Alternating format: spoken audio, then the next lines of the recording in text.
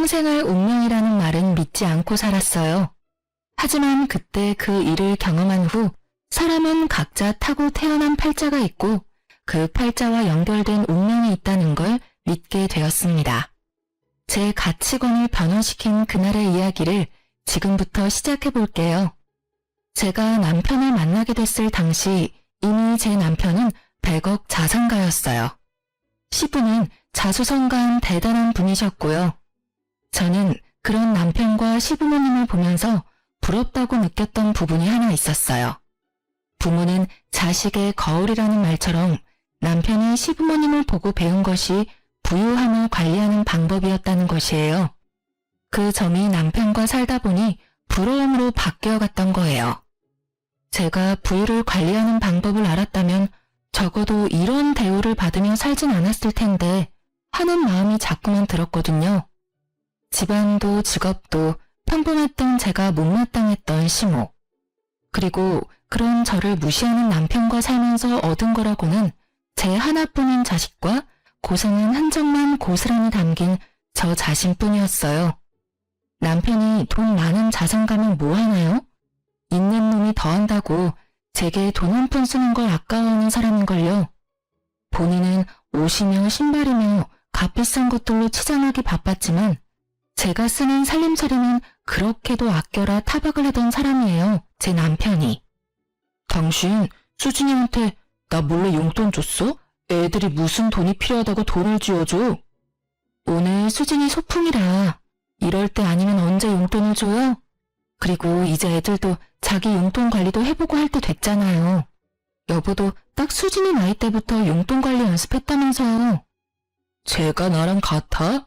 어차피 쟤는 생긴 걸로 보나 하는 짓으로 보나 당신을 빼다 박았는데 나 같은 영특한 행동을 할 리가 없잖아. 다시는 당신 멋대로 용돈 챙겨주는 짓 하지 마. 알겠어? 이제 용돈도 받고 자기가 돈 관리도 해볼 나이에요. 그리고 진우이는 동생인데도 작년부터 당신이 용돈 주고 있잖아요. 아이들을 그렇게 차별하는 부모가 어딨어요? 수진이도 당신 딸이에요. 당신이 언제부터 나한테 언성을 높였지? 지금 이만큼 살고 있으니까 이게 다 당신이 일궈낸 줄 아나 봐. 그리고 차별하지 않도록 수진이도 날 좀 닮게 낳지 그랬어 그럼. 수진이 너, 네 엄마처럼 네 돈 아니라고 흥청망청 쓰지 말고 그대로 가져와. 알겠어? 정말 이렇게까지 해야 해요? 오늘 수진이 소풍날이라고요. 아이 용돈 좀 챙겨준 게 무슨 잘못이라도 된 것처럼 굴면서 아이 기분까지 망쳐야겠어요? 엄마, 나 괜찮아. 아빠, 저 괜찮아요. 용돈은 여기에 두고 갈게요. 저 용돈 필요 없어요. 엄마가 도시락도 챙겨주고 과자도 챙겨줘서 필요 없을 거예요. 저는 아이들 앞에서까지 저를 무시하는 것도 모자라 제 딸아이에게까지 저를 대하듯 행동하는 남편이 너무 싫었어요. 그래서 이혼을 결심했던 적이 한두 번이 아니었고요. 제 딸도 얼마나 마음이 고단했으면 한 번은 아무도 모르게 밤중에 이불을 머리 끝까지 뒤집고 우는 거예요. 우연히 화장실에 가려다 그런 모습까지 보게 되니 괜히 시부모님과 남편에게 넘치는 사랑을 받는 아들에게 얄미운 감정까지 들었어요. 네, 그러면 안 되는 거죠. 제 아들이 잘못한 건 아니니까요. 하지만 환경이 제 딸은 저의 아픈 손가락으로 만들더라고요. 그래서 딸아이에게 너무 힘들면 저와 이 집에서 나가 단둘이 지내는 건 어떻겠냐고 물었던 적이 있어요. 그런데 제 딸은 제 가슴을 미어지는 대답을 하더군요.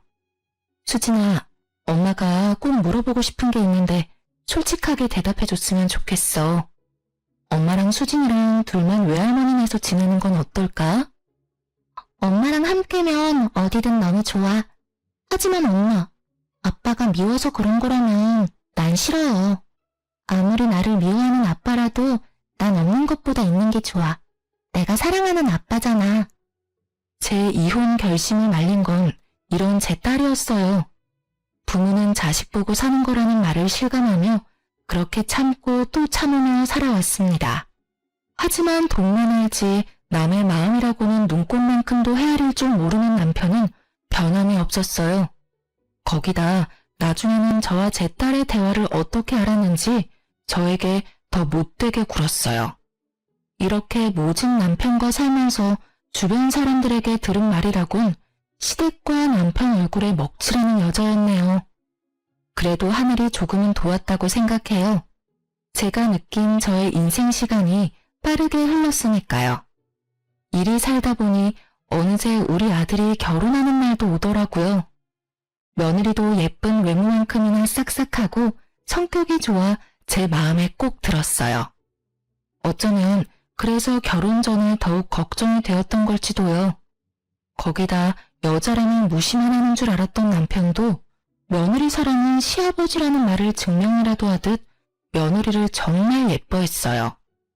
저는 그런 남편의 태도가 의아했지만 그래도 남의 귀한 자식이 천대받는 것보다 예쁨 받는 게 좋은 거니 다행이다 여기며 지냈어요. 그런데 남편이 저를 대하는 태도가 여전해서였을까요? 해가 갈수록 그 싹싹하던 며느리도 저를 대하는 태도가 변해갔습니다. 하루는 연차를 내서 쉬는 날이라며 며느리가 집에 찾아왔었어요.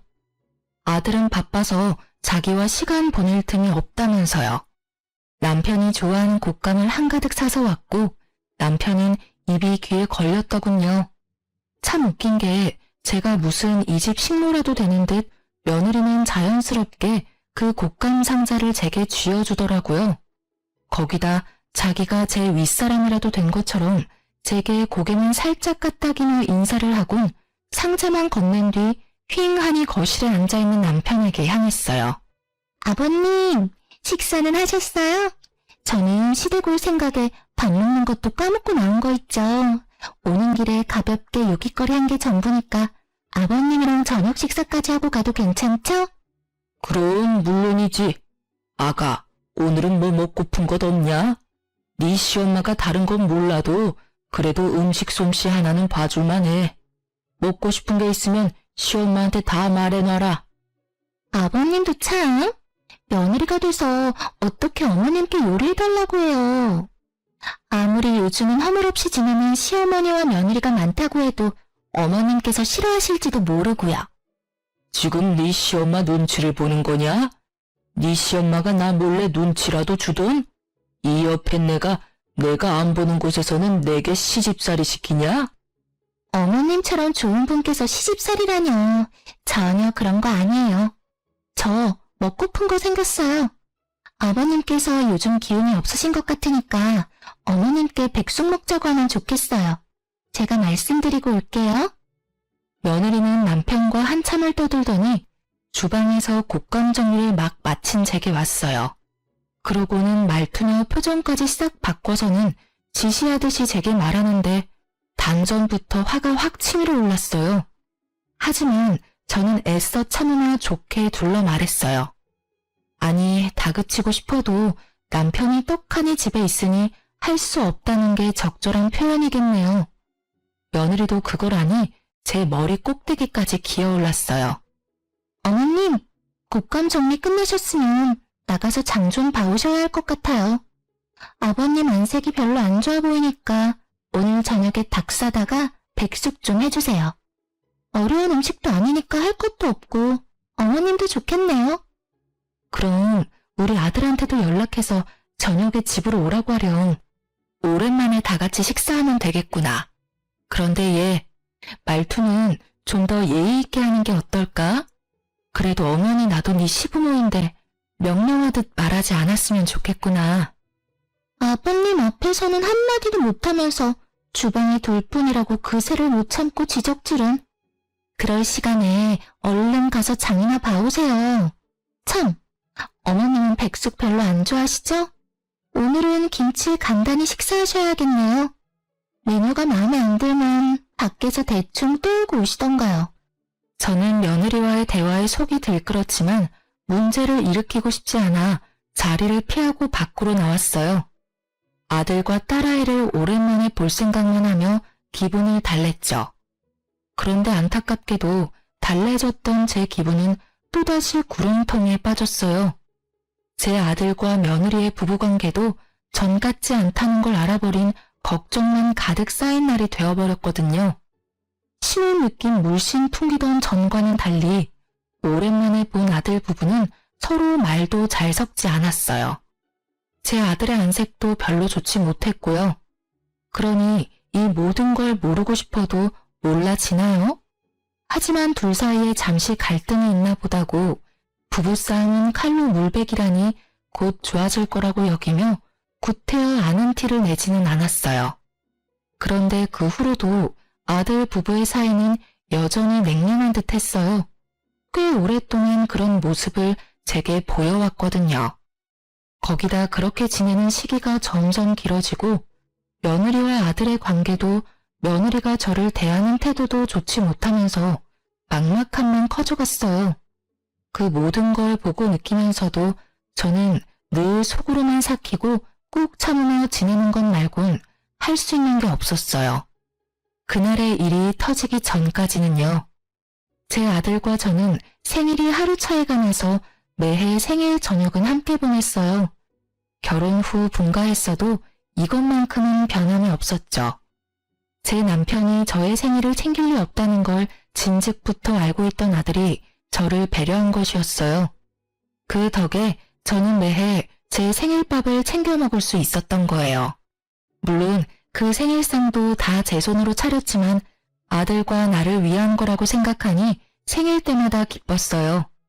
긴 세월 동안 아들의 배려가 저의 선물이었어요. 남편의 신임을 받고 있는 며느리가 아들 부부 사이에서는 실세였고 모든 것을 며느리가 원하는 대로 해왔지만 단 하나, 저의 생일날 우리와 함께 보내는 것만큼은 아들이 고집을 부렸던 거예요. 며느리는 이 부분이 연애 때부터 결혼 후에도 쭉 불만이었던 듯 했어요. 그리고 결국 이 일로 인해 문제가 생기게 되었습니다. 아들 부부는 그날도 생일 파티를 위해 우리 집으로 넘어왔어요. 미리부터 준비를 하고 있긴 했지만 그날따라 유난히 오래 걸렸고 아들 부부가 도착한 후에도 꽤 오래 저는 주방에서 저녁 준비를 하고 있었죠. 너무 당연하게도 며느리는 손 하나 까딱하지 않았어요. 그래서 아들이 며느리를 대신해 저를 도왔고요. 그날따라 아들이 왜 그랬는 줄은 모르겠지만 아마도 고생하는 저와 반대로 편히 쉬고 있는 며느리의 모습에 속이 상했을 테죠. 한참을 저를 돕던 아들이 며느리에게 향하더니 뭐라고 말했는지 급격히 며느리의 표정이 어두워졌어요. 그러고는 잔뜩 기분 나쁜 표정을 해서는 주방에 와서 제게 따져 물었고 저는 그런 며느리가 되바라진 것처럼 보였지만 좋은 날을 망치고 싶지 않았어요. 어머님, 생일 핑계로 저를 부려먹어야 속이 편해지겠어요? 솔직하게 대답해 보세요. 제가 손님처럼 앉아있으니 마음에 안 드세요? 시어머니랍시고 며느리가 차려준 생일상을 받고 싶으시냐고요. 아니, 괜찮다. 일 끝나고 왔으니 너도 힘들 테지.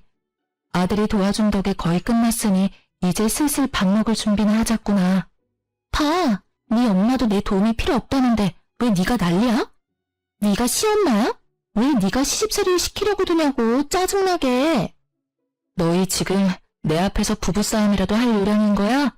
아서라, 기분 좋은 날 그런 모습 보고 싶지 않아. 새아가, 기분 가라앉히고 쉬고 있으렴. 아들, 너도 너무 그러지 마. 엄마, 오늘은 이러면 안 되는 거잖아.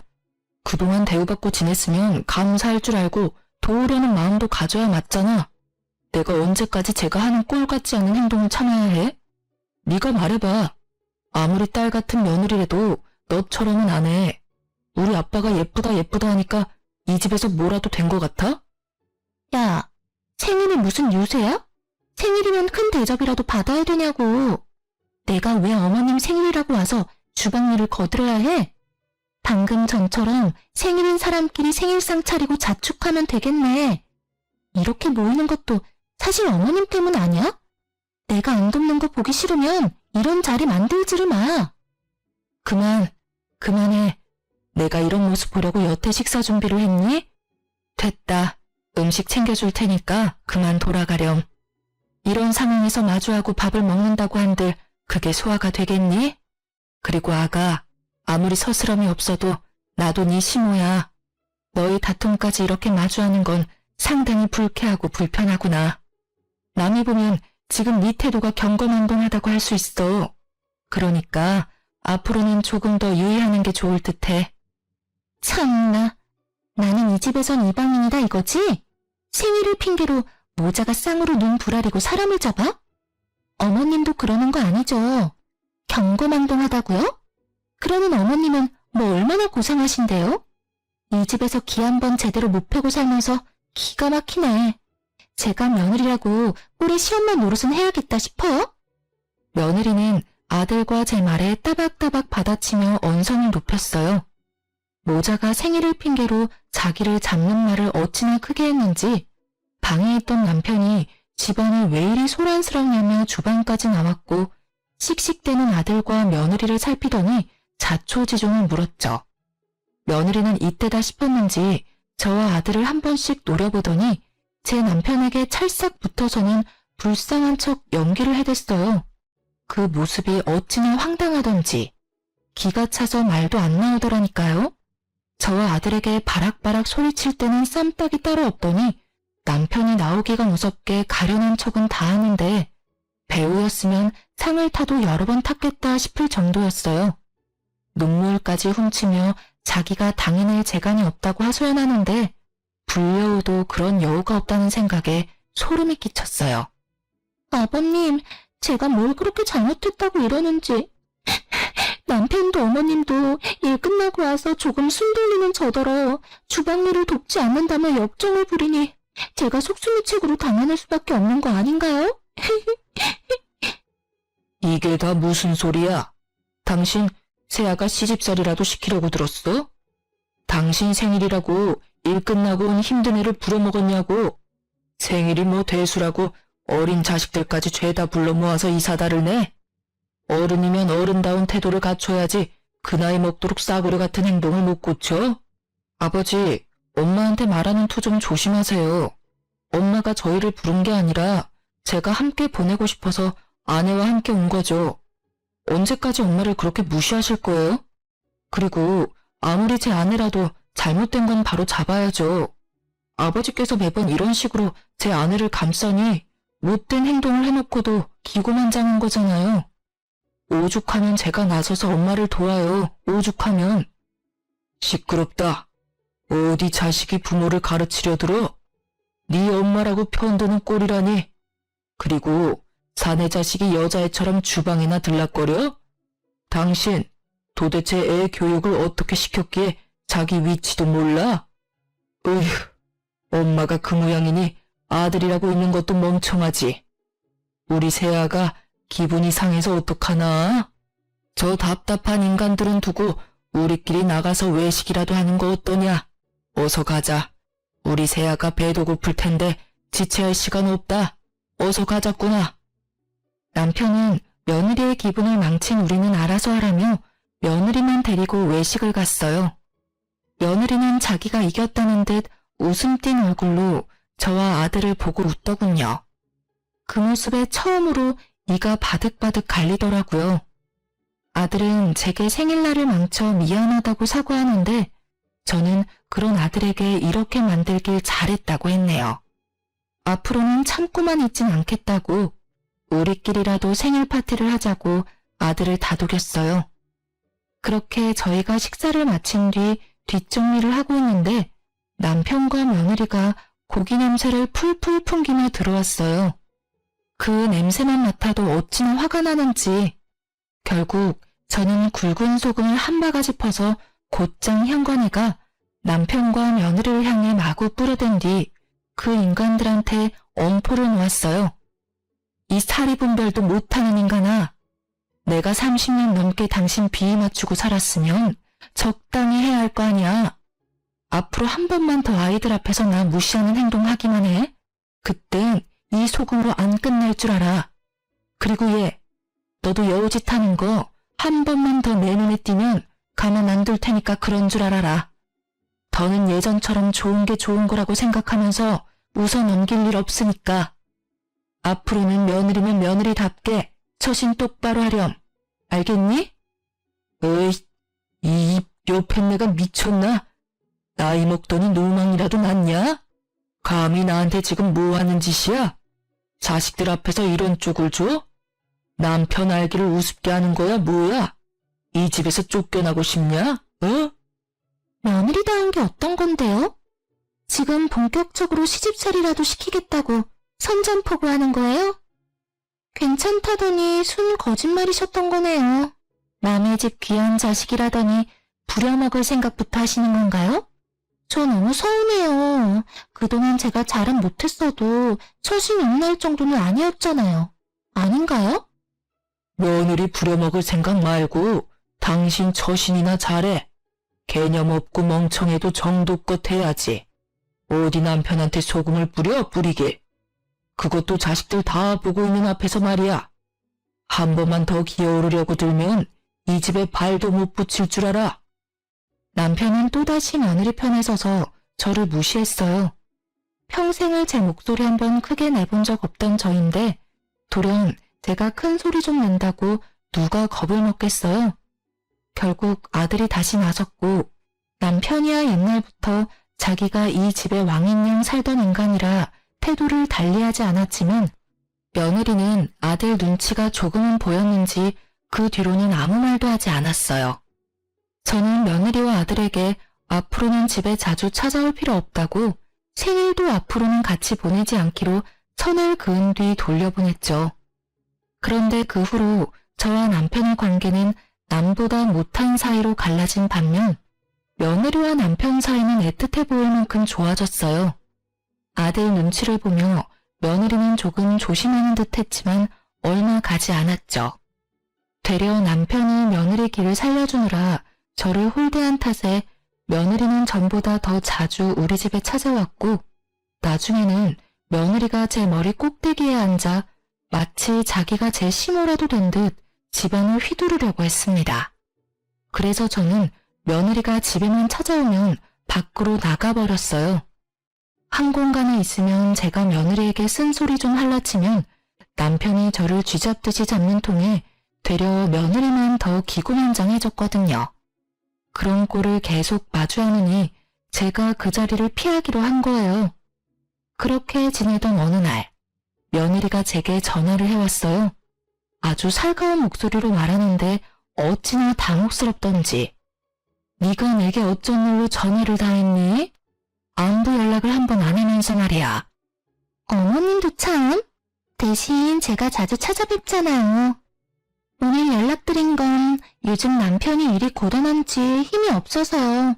제가 요리하는 음식은 먹는 돈 마는 돈이라 걱정이 되네요. 어머님께서 남편 좋아하는 음식 몇 가지만 좀 해주시면 안 될까요? 하시는 김에 잡채랑 이것저것 챙겨주시면 더 좋고요. 죄송해요. 제가 요리 솜씨가 없어서 많이 부족해요. 제 아들이 힘이 없다는데 그 말을 듣고 싫다고 할 부모가 있을까요? 며느리 입으로 들어가는 거라면 나몰라라 하겠지만 제 아들을 위한 거니 저는 통화를 마치자마자 한가득 장을 봐 음식을 했어요. 그리고 다음날 저는 만들 찬들을 챙겨 며느리 집으로 향했어요. 며느리가 전날 통화 당시 둘 다 일 때문에 바빠 낮에 집에 없으니 문을 열고 들어가라고 도어락 암호까지 친히 알려줬거든요. 며느리가 급히 할 필요 없으니 주말 전까지만 가져다 주라던 말을 간과하고 급하게 준비했던 제 탓이었을까요? 아무도 없을 줄 알았던 아들 부분의 집에서 심장이 다 벌렁거릴 장면을 목격하고 말았습니다. 현관을 열고 들어서는데 신발장에 여자와 남자 신발이 아무렇게나 놓여있기에 처음에는 아들 부부가 바빠서 미처 신발 정리를 못했다고 생각했어요. 그런데 안으로 들어서자 화장실 앞에 옷가지들이 널브러져 있는 겁니다. 거기다 화장실 안에 있는 여자와 남자의 목소리가 밖으로 새어나왔죠. 저는 아들 부부가 휴가를 냈나 싶었어요. 아들과 며느리 사이가 다시 좋아졌나 싶어 혹시나 오붓한 시간을 방해라도 하게 될까봐 얼른 반찬만 냉장고에 넣어주고 가려고 빠르게 움직였어요. 그런데 간간히 들리는 남자의 목소리가 낯설게만 느껴지는 거예요. 쎄한 기분을 감출 길이 없어 혹시나 하는 마음에 아들이 받지 못하는 상황이라고 생각을 하면서도 작은 방에 들어가 아들 번호로 전화를 걸었어요. 하지만 신호가 얼마 가지 않아 아들이 전화를 받는 거 아니겠어요? 심지어 아들네 집에서 전화벨도 울리지 않았고요. 저는 명확히 확인하기 위해 아들에게 혹시 집에 있느냐고 물었고 아들은 이 시간에 어떻게 집이겠냐며 호탕히 웃으며 일하는 중이라는 거예요. 그때부터 제 손은 바들바들 떨려왔어요. 아들에게는 구태여 내색하지 않고 알겠다고 말한 뒤 전화를 끊었는데 그때 화장실 문이 벌컥 열리더니 안에 있던 여자와 남자가 나와 안방으로 들어가는 소리가 들렸어요. 사람이 참 이상하죠?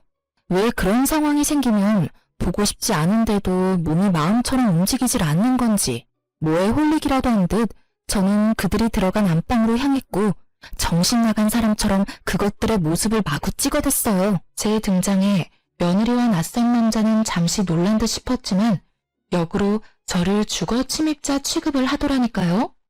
저는 며느리의 뻔뻔함에 눈이 뒤집혀 머리채를 잡고 난리를 쳤어요. 내 아들 걱정하는 척은 다 하더니 감히 내 아들 집에 낯선 인간을 집에 들여? 네가 이러고도 인간이냐? 인간이냐고. 내 남편 앞에서 쇼할 때 알아봤어야 했는데 이 불려시 같은 게 감히 외간 남자랑 바람을 펴? 이 버러지만도 못한 거사. 당장 이 집에서 나가라고. 이거 안 나요? 놓으라고. 내가 바람을 피든 말든 당신이 무슨 상관이야? 여긴 내 집이기도 하거든? 그런데 내가 왜 나가야 하는데? 당신이나 나가. 이거 놓고 당장 나가요? 이 뻔뻔한 계집애가 넌 오늘 볼장 다 본 줄 알아? 이런 행실을 걸려놓고도 네가 무사할 줄 알아? 어머님이 뭘 어쩔 수 있는데요? 힘도 없으면서 나서봤자 뭐가 바뀔 줄 알아요? 그냥 서로 못 본 척하고 지내요. 어머님께서 아무리 난리쳐도 아무한테도 안 먹힌다는 거 몰라요? 아버님이 어머님 말을 믿을 것 같아요? 제 말 몇 마디면 끝일 거 서로 힘 빼지 말자고요. 저는 뻔뻔한 며느리의 언행에 곧장 아들에게 연락해 당장 집으로 오라고 소리쳤어요.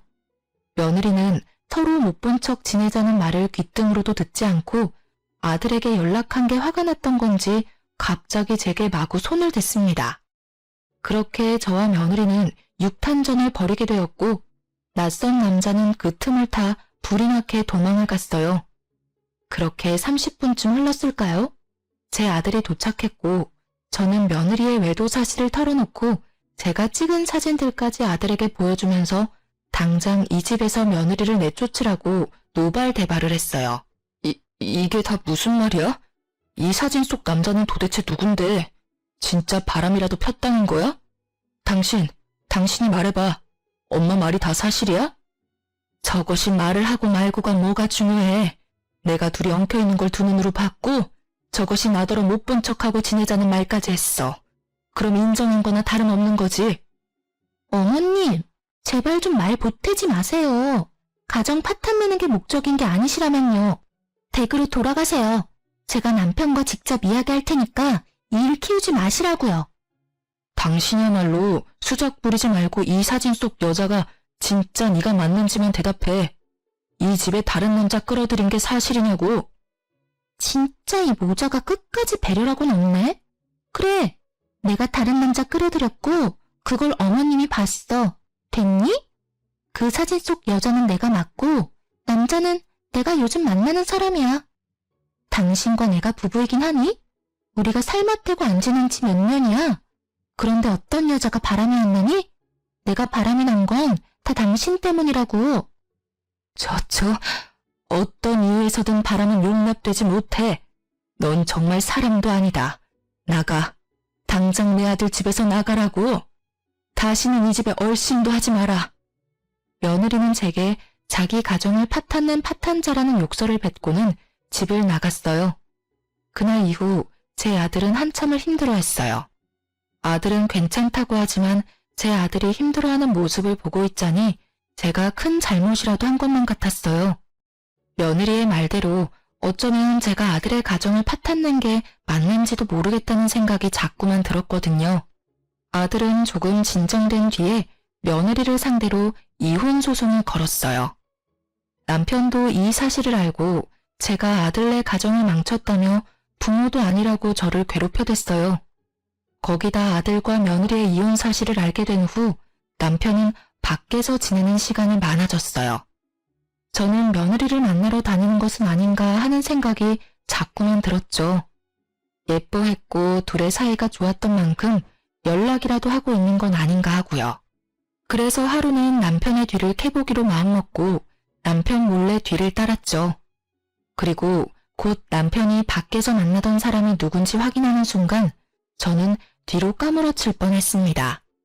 남편이 며느리의 불륜 놈과 며느리까지 끼고 셋이서 무슨 가족이라도 된 듯 하하호호 웃으며 식사를 하고 있는 거 아니겠어요?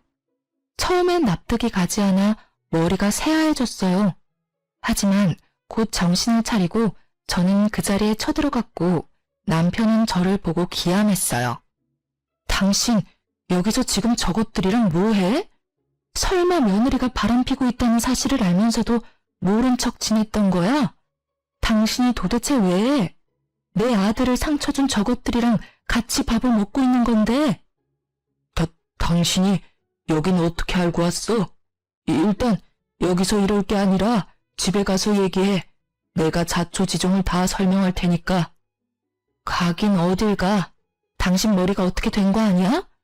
아무리 며느리가 예쁘다고 해도 네 자식 상처 준 쓰레기 같은 것이랑 웃으며 밥을 먹어? 그것도 불륜남이랑 같이?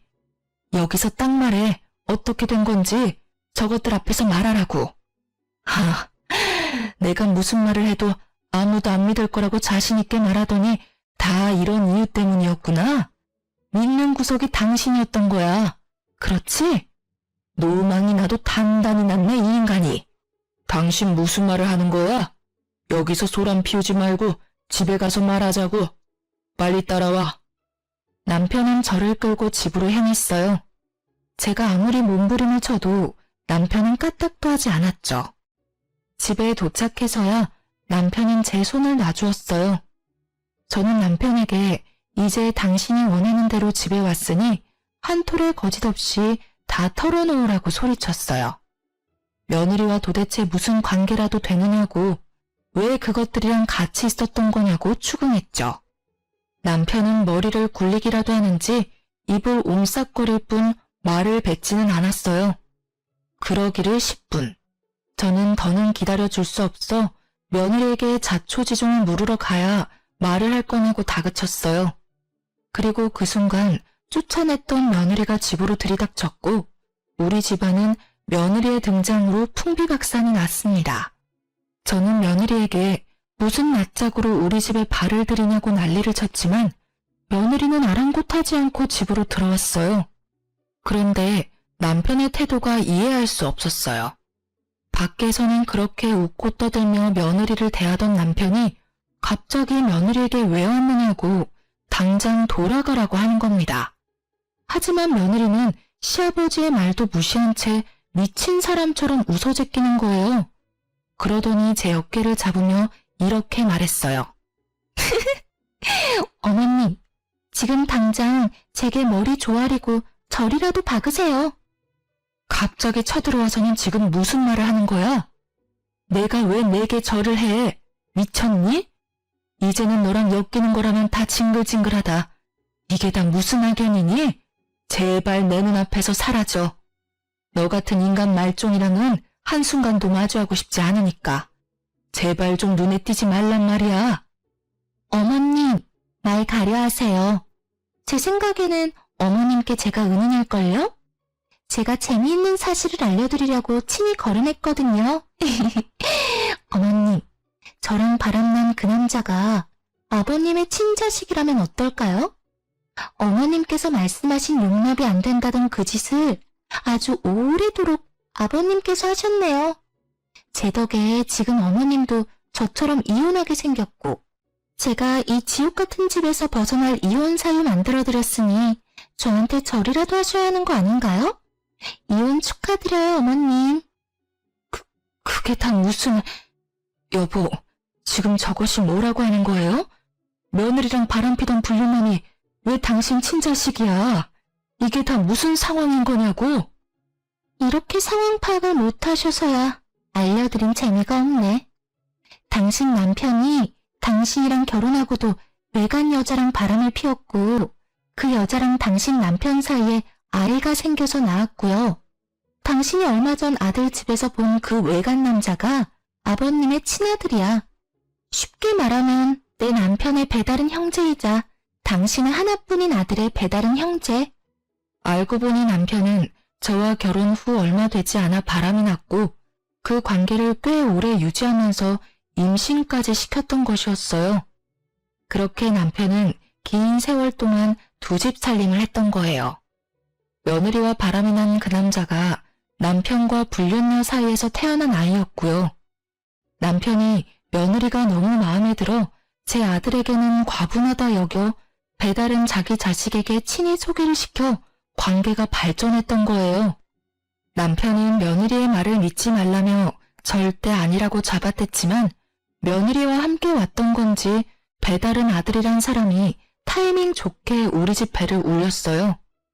남편의 배다른 아들은 이미 남편과 친자검사까지 마친 상태였고 결과지까지 가지고 와 남편의 친아들임을 입증해 며느리의 말에 힘을 실었죠. 그런데 이 사실만큼이나 놀라웠던 사실이 또 있었어요. 이 모든 게 그 배다른 아들의 복수였다는 겁니다. 알고 보니 남편과 바람폈던 불륜녀는 몇 년 전 건강 악화로 세상을 떠났는데 그때 장례식장에 얼굴 한 번을 비추지 않았던 남편에게 복수를 다짐했다고 말이죠. 아파서 불륜녀가 병원 생활을 오래 했는데 그때도 찾아온 적 없고 그저 돈으로만 해결을 했던 거예요.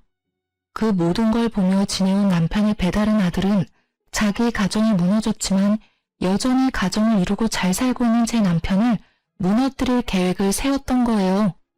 떵떵거리고 사는 남편의 말년만은 꼭 망가뜨리겠다는 마음만 가지고 버티면서요. 그런데 때마침 남편이 며느리를 소개해줬고 그때를 기회로 삼아 복수의 계획을 세웠어요.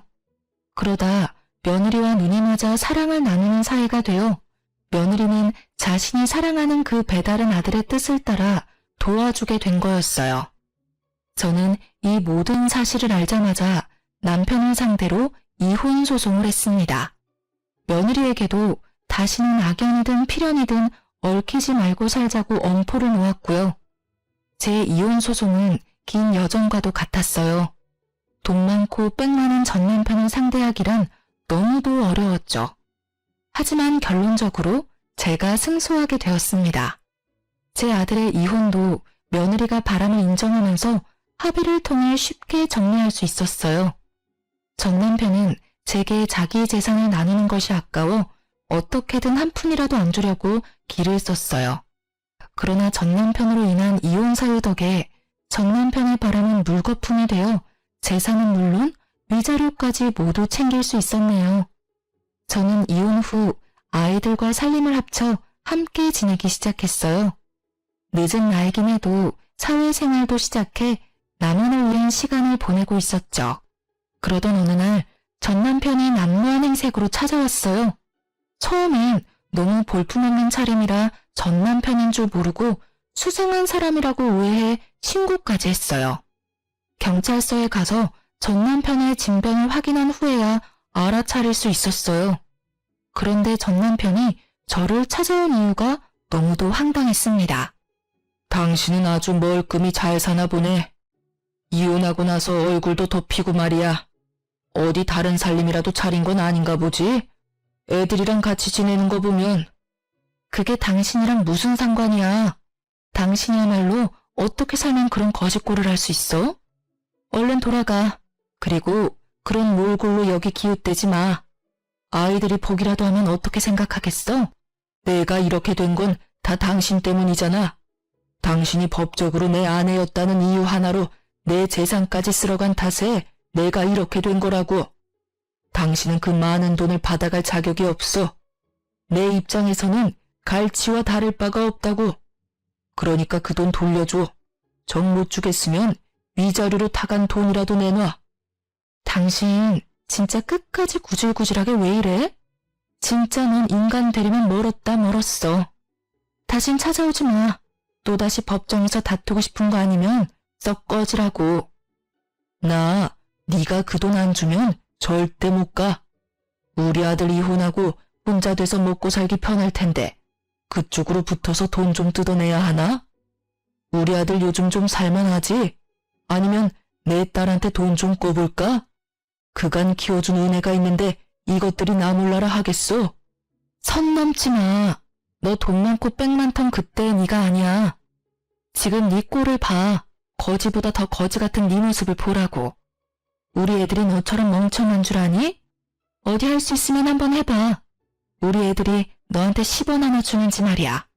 쥐뿔도 없는 게 여전히 네가 뭐라도 된 줄 아나 본데 정신 차려. 나이 먹고 추하게 늙지 말고. 전 남편은 자기 재산 다 잃고 제게 돈 달라고 찾아왔던 거였어요. 며느리와 배다른 아들에게 뒤통수 맞고 저희에게도 버림받은 전 남편은 남는 건 돈밖에 없었고 무료한 생활을 돈놀이를 하며 지냈어요. 결국 그 많던 재산을 다 잃고 시댁에서도 내쳐져 제게 손 벌리려고 제 집 주변을 기웃대다가 사달이 난 거죠. 뻔뻔하게 아이들한테까지 손 벌리려는 전 남편의 태도가 기가 막혔어요. 저는 더 들어줄 것도 없다는 생각에 이전 시모에게 전화를 걸어 거짓골로 찾아온 당신네 아들 눈꼴 사나워 못 보겠으니 주워가라고 했어요. 전 남편은 제가 이전 시모에게 연락한 게 마음에 안 들었는지 못되게 굴며 제게 돈을 내놓으라며 협박을 하더군요. 야, 네가 나랑 이혼했다고 뭐라도 된 것 같냐? 나한테 벗어났다고 생각하면 오산이야. 네가 돈 주기 전엔 난 계속 너구 애들이고 찾아와서 깽판이라도 칠 생각이니까. 그러니까 그런 꼴 마주하고 싶지 않으면 당장 돈 보내. 당장 내 돈 내놓으라고, 내 돈. 네가 그러면 내가 전처럼 무서워할 줄 알고? 어디 한번 깽판 쳐봐. 새고랑 차고 싶으면 말이야. 한 번만 더 찾아왔단 봐. 나도 더는 가만히 있진 않을 거니깐. 저는 전 남편을 더는 상대하고 싶지 않아 또 찾아와 돈을 요구하면 법정에서 만날 줄 알라고 엄포를 놓은 뒤 돌아왔어요. 하지만 그 뒤로도 몇 차례나 연락이 왔고 나중에는 우는 소리하며 제발 지낼 곳만이라도 마련해달라고 애원했지만 저는 들은 척도 하지 않았어요. 그 무렵 이전 시댁에서까지 제게 전 남편을 사람처럼만 살게 도와달라 연락이 왔어요. 예, 우리 아들 좀 살려주렴. 제발 내 아들 사람처럼만 살게 도와주면 안 되겠니? 너도 우리 애가 지금 어떻게 지내는지 알잖아. 오래 산정이 있는데 그런 모습을 보고도 가엾지 않니? 부탁이다. 우리 아들 좀 받아줘. 자꾸 제게 신뢰를 범하지 마세요. 이미 이혼했고 제가 그동안 남편과 살면서 어떤 대우 받으면서 어떻게 참아가며 살았는지 다 아시잖아요. 제가 그 꼴을 왜 또 해요? 제가 우스워서 몇십 년을 바람 피우면서 두 집 살림한 인간이에요. 그런데 제가 무슨 자선단체도 아니고 불쌍해졌다고 걷어야 하나요? 어머님 자식, 어머님께서 끝까지 책임지세요. 그것이 우리 집 재산까지 죄다 손을 대서 나도 더는 도와줄 형편이 못 돼서 그래. 그리고 다 늙어서 저렇게 망한 채로 살 수는 없지 않니? 내가 다 미안하다. 네가 좋은 사람이라는 걸 미처 몰랐어. 우리가 사람 보는 눈이 없었던 게지. 내가 이리 사과하마. 너희 다시 합치면 다시는 내게 못나게 굴지 못하도록 내가 다 단속하마. 그러니 제발 너그러이 봐주면 안 되겠니? 이래서 있을 때 잘하라는 말이 있나 보네요. 너그러이 봐줄 수 없고요. 저도 이제 제 인생을 살아야죠.